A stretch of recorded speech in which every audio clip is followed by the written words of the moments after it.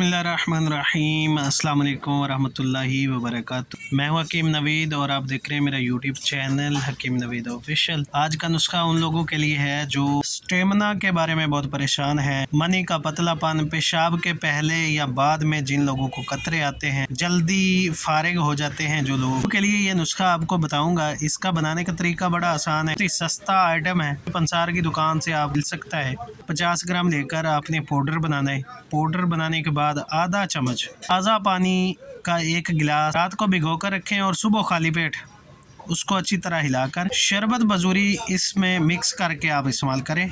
बिला नागा एक हफ्ता मुसलसल इस्तेमाल से इसका दायमी फ़ायदा आप हासिल कर सकते हैं। बे औलाद जोड़े इनको स्पर्म की कमी हो, सेल्स की ग्रोथ ना हो रही हो, मनी का पतलापन हो, जल्दी फारिग हो जाते, इन तमाम अमराज में इसका इस्तेमाल बहुत ही मुफीद। इस नायाब और बेशकीमती जड़ी बूटी का नाम गूंद कतीरा है। इसको चील कतीला के नाम जाना जाता है। चाहे बूढ़े लोग हों, नौजवान हों या शादीशुदा, हर उम्र के लोग इसका इस्तेमाल करके फ़ायदा हासिल कर सकते हैं। खसूसन हम बिसरी के बाद होने वाली कमज़ोरी को दूर करने का ये बेशकीमती ख़जाना है। मनी बनाने वाली मशीन है ये नुस्खा। इसका इस्तेमाल लाजमी करें, दोस्तों के साथ इस वीडियो को शेयर करें। तो मिलते हैं नेक्स्ट वीडियो में। अल्लाह हाफिज़।